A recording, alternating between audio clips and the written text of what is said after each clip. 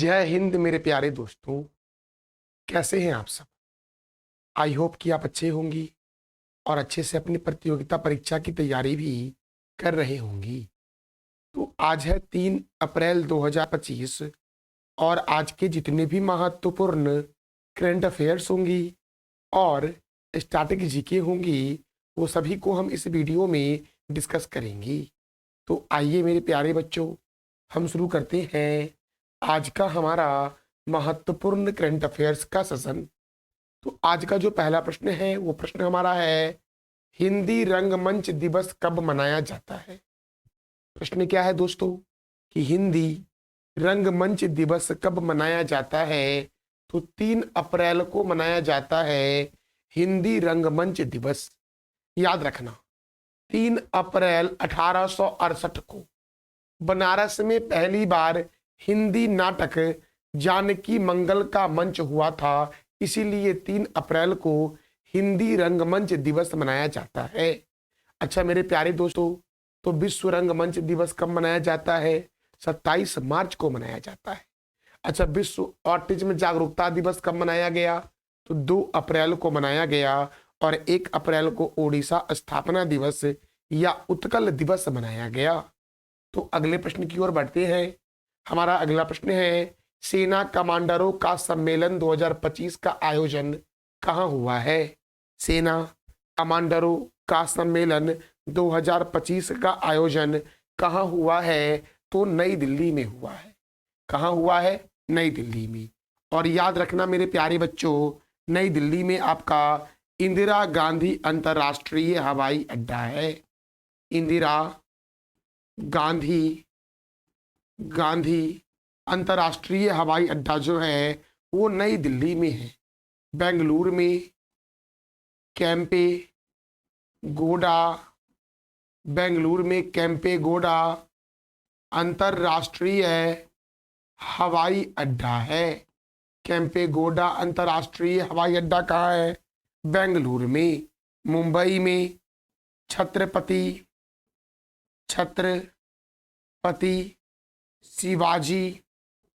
शिवाजी अंतर्राष्ट्रीय हवाई अड्डा है।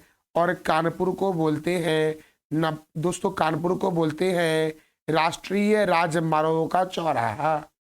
राष्ट्रीय राजमार्गों का चौराहा किसे कहते हैं? तो कानपुर को कहते हैं। अब दिल्ली में हुआ मेरे प्यारे दोस्तों सेना कमांडर 2025 का सम्मेलन। तो जितने भी संस्था आपको दिख रहे हैं ये सभी का मुख्यालय नई दिल्ली में है। स्थापना एग्जाम में कई बार पूछा गया है कि केंद्रीय रिजर्व पुलिस बल की स्थापना कब हुई? 1939 में। राष्ट्रीय क्रेडिट कोर की स्थापना कब हुई? 1948 में।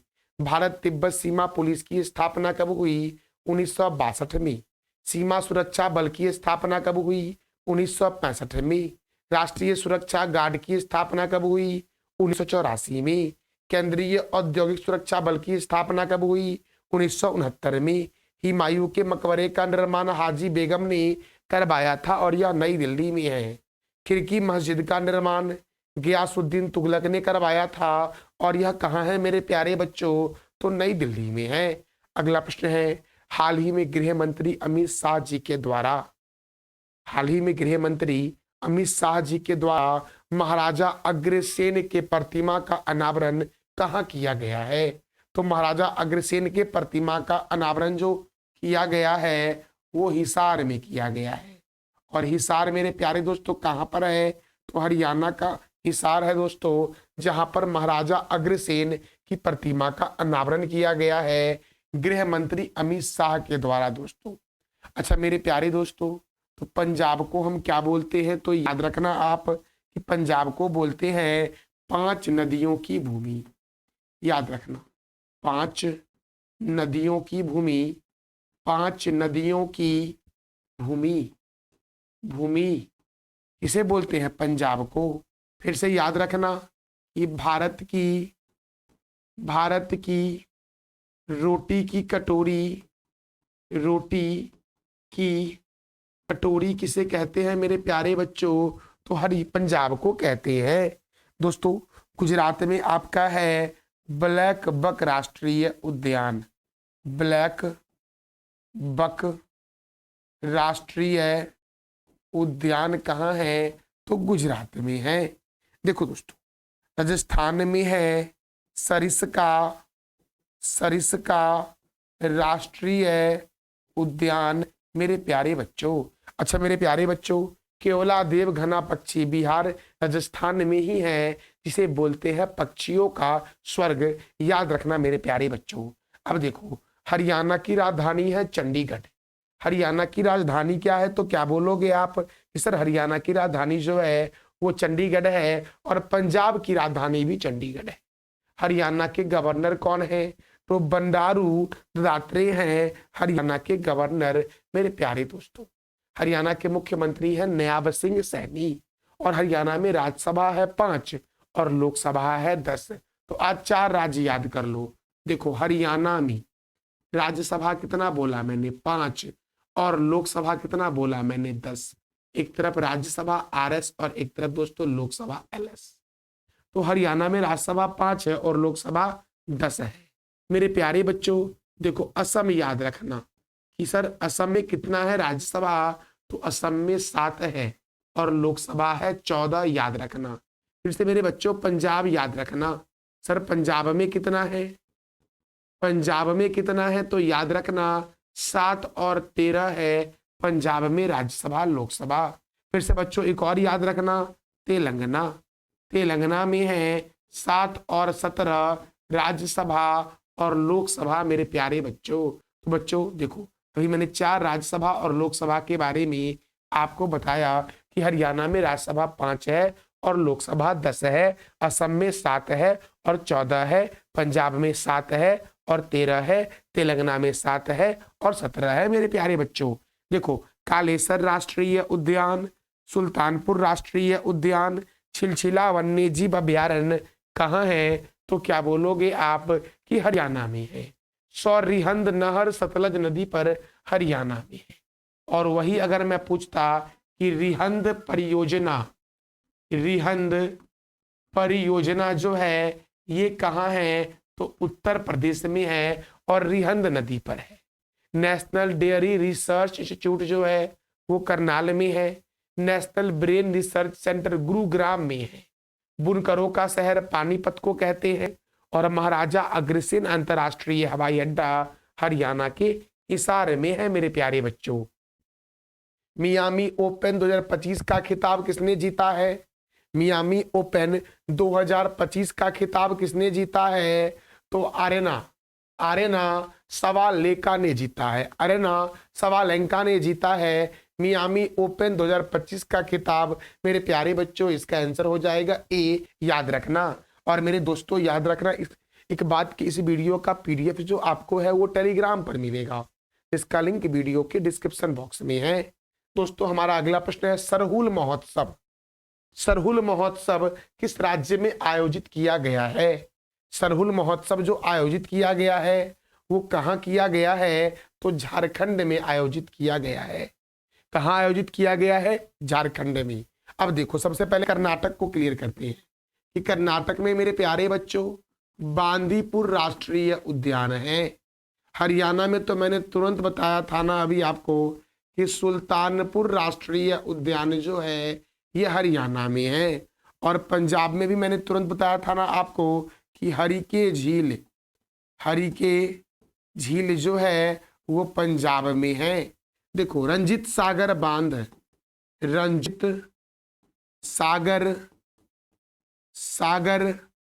बांध जो है वो कहाँ पर है? तो मेरे प्यारे बच्चों रावी नदी पर है।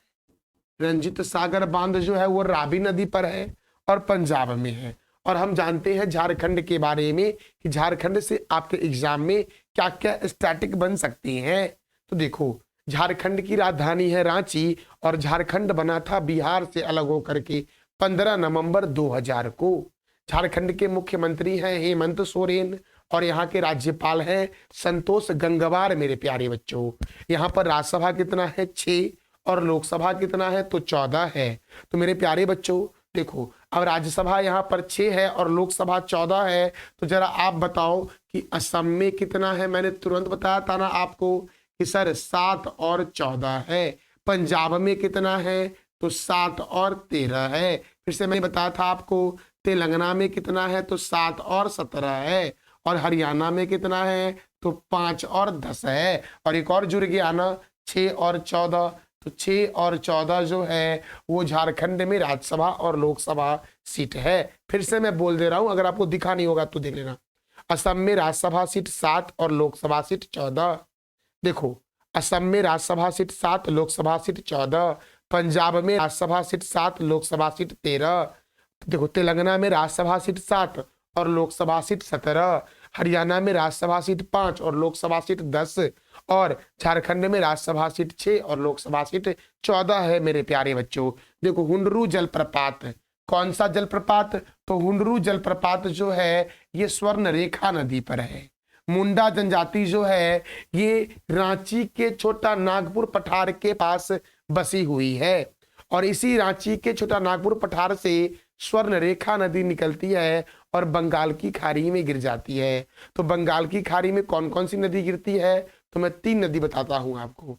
ब्रह्मपुत्र नदी गिरती है मेरे प्यारे बच्चों, गंगा नदी गिर जाती है, और अभी मैंने बताया स्वर्ण रेखा नदी जो है बंगाल की खाड़ी में गिर जाती है।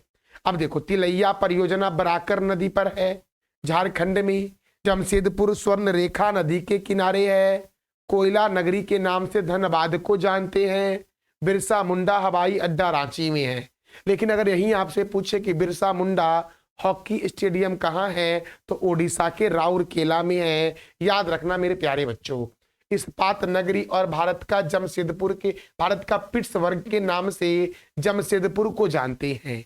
अब देखो पलामू अभ्यारण्य, बितला राष्ट्रीय उद्यान, पालकोट वन्य जीव अभ्यारण्य, दालमा वन्य जीव अभ्यारण्य, पारसनाथ वन्य जीव अभ्यारण्य झारखंड में है मेरे प्यारे बच्चों। याद रखना कुछ संस्थान है जैसे भारतीय लाह अनुसंधान संस्थान रांची में है, केंद्रीय खनन अनुसंधान संस्थान धनबाद में है, राष्ट्रीय धातु विज्ञान प्रयोगशाला जमशेदपुर में है मेरे प्यारे बच्चों। और जमशेदपुर को बोलते हैं भारत का पिट्सबर्ग और इस्पात नगरी। जमशेदपुर जो है वो स्वर्ण रेखा नदी के किनारे है। अगला प्रश्न है, किस राज्य के मुख्यमंत्री ने शून्य गरीबी P4 पहल की शुरुआत की है। शून्य गरीबी P4 पहल की शुरुआत जो की गई है वो आंध्र प्रदेश के द्वारा किया गया है।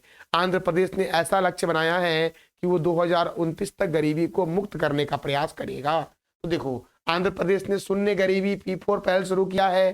तो आंध्र प्रदेश में श्री वेंकटेश्वर राष्ट्रीय उद्यान है। आंध्र प्रदेश में पुलिकट लेक वन्य जीव अभ्यारण्य है।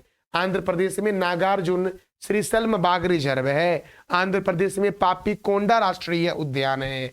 बालाजी मंदिर आंध्र प्रदेश के तिरुपति में है। भारत का सबसे गहरा बंदरगाह विशाखापट्टनम बंदरगाह है।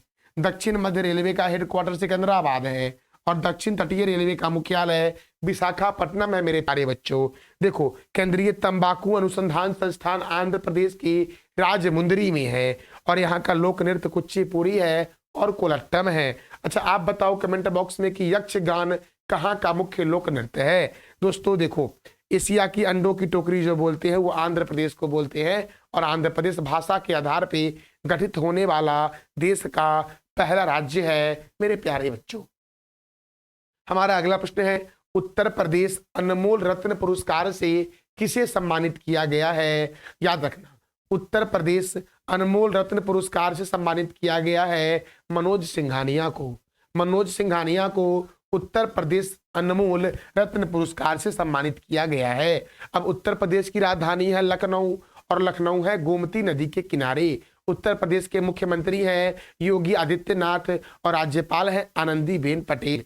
उत्तर प्रदेश में राज्यसभा 31 है और लोकसभा 80 है। दुधवा राष्ट्रीय उद्यान, हस्तिनापुर वन्य जीव अभ्यारण्य, रानीपुर वन्य जीव अभ्यारण्य, चंद्रप्रभा वन्य जीव अभ्यारण्य, सुर सरोवर वन्य जीव अभ्यारण्य, बखीरा वन्य जीव अभ्यारण्य, पिलभित राष्ट्रीय उद्यान, अमानगढ़ बाघ रिजर्व और लाख बहोसी अभ्यारण्य जो है ये उत्तर प्रदेश में है। राष्ट्रीय राजमार्गों का चौराहा कानपुर को कहते हैं, नवाबों का शहर लखनऊ को कहते हैं, उत्तर भारत का मैनचेस्टर कानपुर को कहते हैं। ध्यानचंद्र स्टेडियम लखनऊ में है। ग्रीन पार्क स्टेडियम कानपुर में है। भारतीय चीनी तकनीकी संस्थान कहाँ है? तो कानपुर में। भारतीय दलहन शोध संस्थान कानपुर में है। औद्योगिक विश्वविज्ञान अनुसंधान केंद्र लखनऊ में है। केंद्रीय औषधि अनुसंधान केंद्र कहाँ है बच्चों? तो लखनऊ में है। केंद्रीय वनस्पति अनुसंधान केंद्र लखनऊ में है।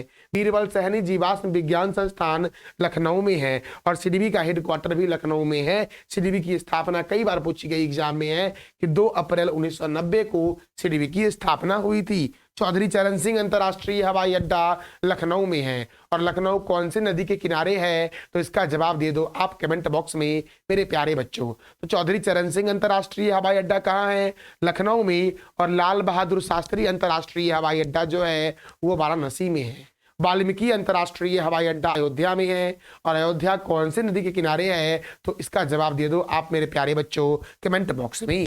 हमारा अगला प्रश्न है कि महिलाओं के लिए निःशुल्क बस सेवा की शुरुआत कहाँ की गई है? तो जम्मू कश्मीर के मुख्यमंत्री के द्वारा महिलाओं के लिए निःशुल्क बस सेवा की शुरुआत की गई है। तो आप बताओ कि जम्मू कश्मीर के मुख्यमंत्री कौन है? अब देखो भारत के कुछ प्रमुख झील को देख लेते हैं। जैसे कि देखो जम्मू कश्मीर में मैं कई बार बताया हूँ आपको कि जम्मू कश्मीर में डल झील है, बूलर झील है, मानस बल झील है, याद अनंतनाग झील है, नागिन झील है, शेषनाग झील है। ये सब कहाँ है? जम्मू कश्मीर में है मेरे प्यारे बच्चों। राजस्थान में है राजसमंद झील, जयसमंद झील, फतेह सागर झील, कुचामन झील, याद रखना कुचामन झील, कुचामन झील, पिछौला झील, उदय सागर झील और सांभर झील कहाँ है? राजस्थान में है। देखो हिमाचल प्रदेश में रेणुका झील है, रेणुका झील, सूरजताल झील, देखो खज्जर झील कहाँ है? हिमाचल प्रदेश में है। और हिमाचल प्रदेश की राजधानी शिमला है जहां पर केंद्रीय आलू अनुसंधान संस्थान है। तमिलनाडु में पुलिकट झील है, बैरीनाग झील है और कोडाई कनाल झील जो है वो तमिलनाडु में है। वैसे पुलिकट झील जो है वो खारे पानी की भारत की दूसरी सबसे बड़ी झील है जो आंध्र प्रदेश और तमिलनाडु की सीमा पर स्थित है। तेलंगाना में हुसैन सागर झील है, कोलाना झील है, हिमायत सागर झील जो है वो तेलंगाना में है। अगला प्रश्न है भारत का पहला अंतर्राष्ट्रीय बार और पेय व्यवस्था शो। भारत का पहला अंतर्राष्ट्रीय बार और पेय व्यापार शो, सॉरी दोस्तों पेय व्यापार शो, यहाँ व्यापार है, पेय व्यापार शो कहाँ आयोजित किया गया है या कहाँ आयोजित होगा मेरे प्यारे दोस्तों? तो याद रखना भारत का पहला अंतर्राष्ट्रीय बार और पेय व्यापार शो का आयोजन जो होगा ये हरियाणा के गुरुग्राम में होगा।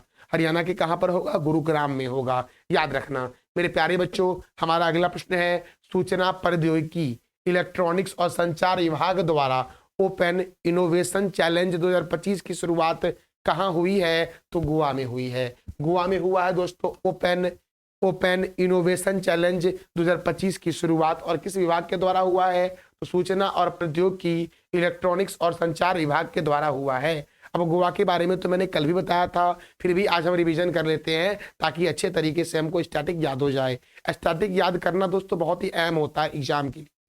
तो देखो गोवा की राजधानी है पणजी, गोवा के गवर्नर है PS श्रीधरन पिल्लई, गोवा के मुख्यमंत्री है प्रमोद सावंत और गोवा में राज्यसभा 1 है, लोकसभा 2 है। अच्छा दोस्तों झारखंड में राज्यसभा और लोकसभा कितना है?